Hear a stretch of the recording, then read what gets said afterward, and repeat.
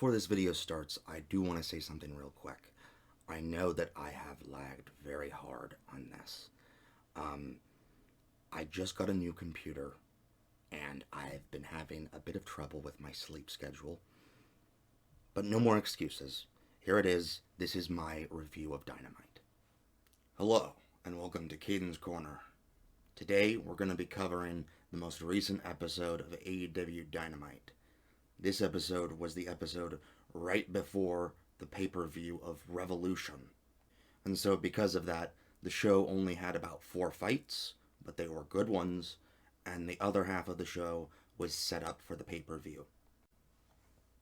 So the first match of the night was Shaq and Jade Cargill versus Cody Rhodes and Red Velvet.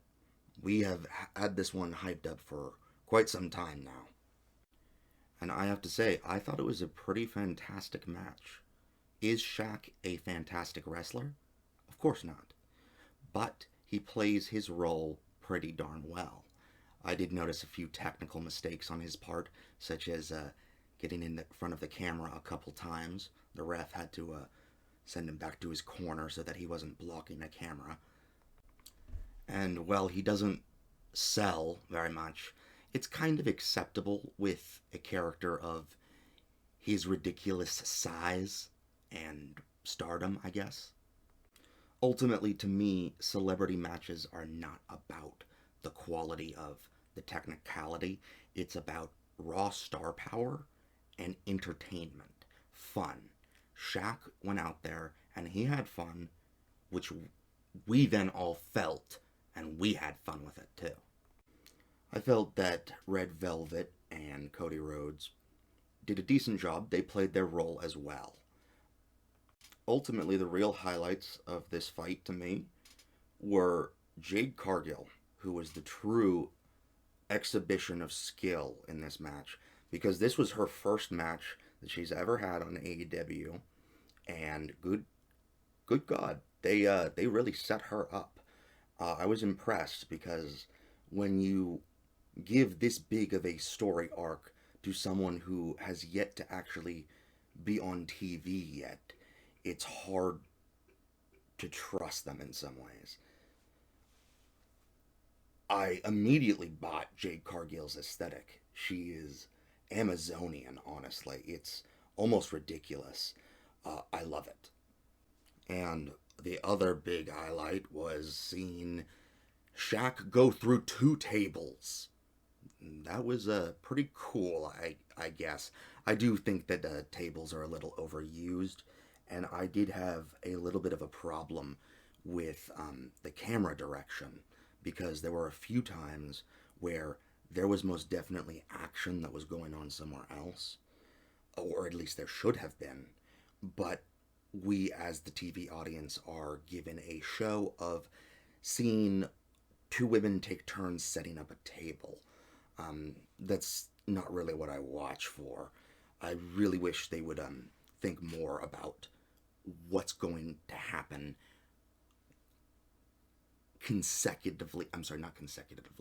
simultaneously to the table setup. At the end, Jade Cargill gets the pin on Red Velvet, winning for her team. However, because Shaq went through 2 tables, he looks like he passed out or something, and we see him being taken to an ambulance, which, by the way, he has to pull in his legs a bit because his body is so long. Yeah, he has to pull in his legs to even fit into an ambulance.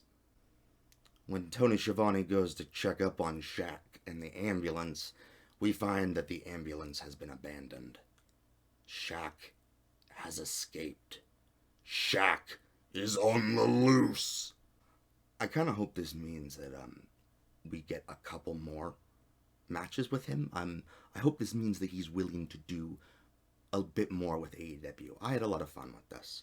And if he's willing to genuinely work on his skills, well, he is quite old to learn them, I think he could still play a role within the company. The second match of the night was all of Jurassic Express versus FTR and Tully Blanchard. Oh man, FTR always brings a fantastic show. They move at a great pace. Jungle Boy and Luchasaurus had a pretty gosh darn great show, I would think, too.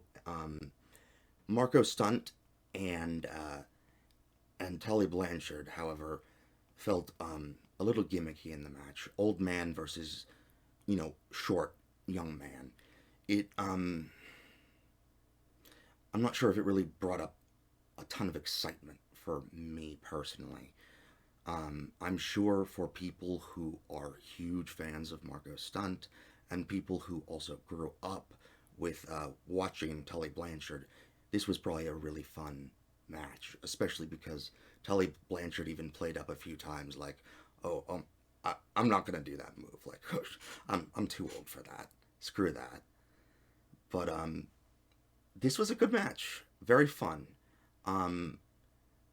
I left this match with a score of about 8.2, however. It was not nearly as impressive as the previous match, and that's kind of because, in my opinion, I'm not a big fan of bringing older wrestlers, really older wrestlers, back into the ring. I'm fine with them serving as a form of, a speaker or something within the company, but I feel like this is an issue I see a lot in WWE, this over-prioritization of old talent. And while it is important to respect what has come before, we also need to pave way for what is coming. So between matches 2 and 3, we had a segment where the Inner Circle had a press conference, so to speak, where they invited several podcasters of renown, I guess. The one I recognized was JR's co-host on Grilling JR, so it was nice to see him. This segment, the way it opened, frustrated me because there was a very dumb technical mistake. When the first podcaster came forward from Barstool Sports, he spoke into the microphone, and I believe the people in the ring and the audience heard it, but we on the TV did not hear it because I don't think the microphone was properly programmed to be on that channel. And this just felt like a rookie mistake in some ways. One of these technical mistakes that just will once again be thrown in AEW's face by its more vicious dislikers. AEW can do better than this. They need to be better than this. Even their camera direction at time leaves me wanting. It's all of these technical little mistakes that just leave AEW feeling slightly less professional than WWE. We then also get a segment that hypes up the barbed wire explosive death match between Kenny Omega and Jon Moxley. This was interesting because I noted that they used footage from some matches on YouTube. They did have the rights to do this. But what concerns me is that a lot of the footage they showed were electrified explosive death, barbed wire death matches, meaning that the barbed wire itself is electrified and explodes in a very aesthetically pleasing fashion. But they've kind of just skirted around that. The fact that they're showing this footage makes me think ours is going to be electrified as well, but I feel like they're selling us the wrong thing if we don't get it electrified at this point. For match number 3, we get a fun bash-up between Nyla Rose and Ryo Mizunami. This one was a very fun display of the Japanese style of wrestling. Very theatrical. Lots of emphasis on this idea of the warrior spirit. I really dig Mizunami's style. She knows how to do a lot of these very theatrical gestures and gesticulations that really sell to a large open audience. Something that can be seen up from the nosebleeds, to an extent. And honestly, Mizunami feels right to go up against Nyla Rose. I remember in my household when Riho beat Nyla Rose for the initial championship of the women's division. Everyone was like, that's bullshit. They just didn't believe it. 98-pound Riho takes down the beast. And this feels like a much more balanced setup, which in some ways brings up, I feel like we could play a little bit more with weight divisions to a degree in AEW. It just isn't fair when an opponent has 100+ pounds on you. It just doesn't look right as well either. It can sell for fun, but to legitimately make that your champion is not advisable in my opinion. But that's just my opinion. And I was saying, like, I do not think Mizunami is going to take this. She looks right for it, but, they're talking about how she was near retirement just about a year ago, and Nyla Rose has been on a steam train, straight to the belt, basically since the beginning of AEW. But we're handed an amazing upset. Right as I was saying, they're gonna give this to Nyla Rose. Mizunami takes the pin. Well, not the most insanely technical match, or also the most hard-hitting. It was really fun to see this clash of styles, this East versus West, and honestly, it was refreshing to see such a hard-to-guess victory, in my opinion.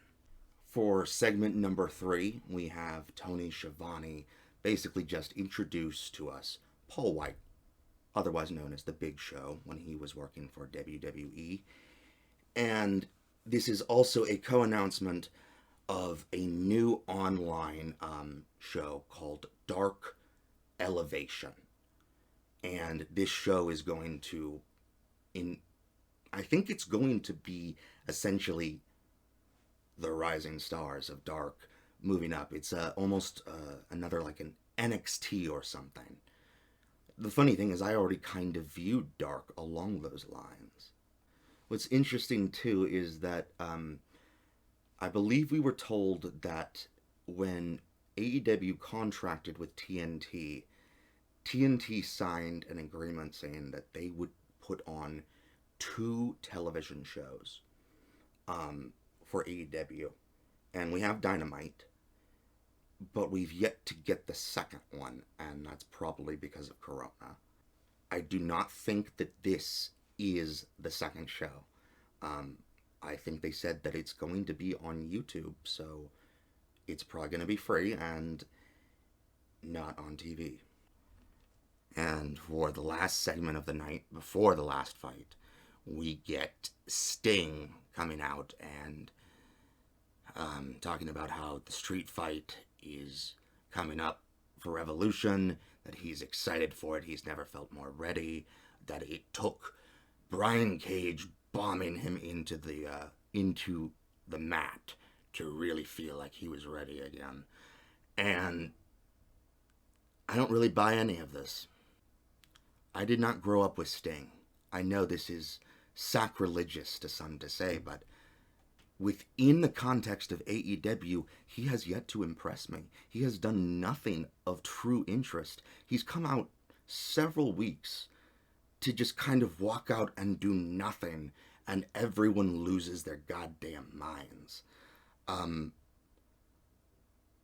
I want to like him because everybody seems so excited for him, but he hasn't done anything really exciting yet.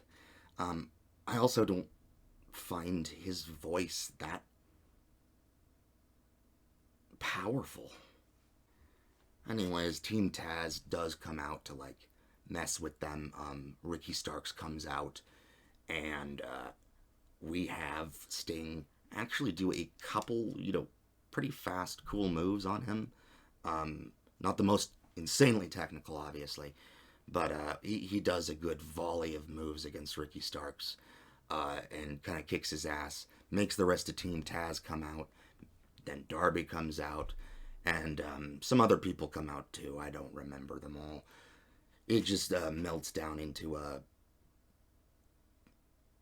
street fight in the ring, I guess. It was boring to me. And I'm still just not excited for this match at all. So, that's the end of the show.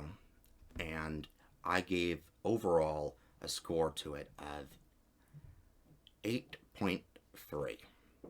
This was a pretty exceptional show, considering that they are winding up right now for the big show of Revolution. Ultimately, I am very excited for Revolution. It's going to be a fun show. But at the end of the day, I still think that certain arcs could have been sold a little bit better, pushed better, just from different angles. Anyways, thank you so much for watching. I have a lot of fun doing this, and I'm still really new to this. So, this was Chaskel Kadenzvoya Baranovich, signing off.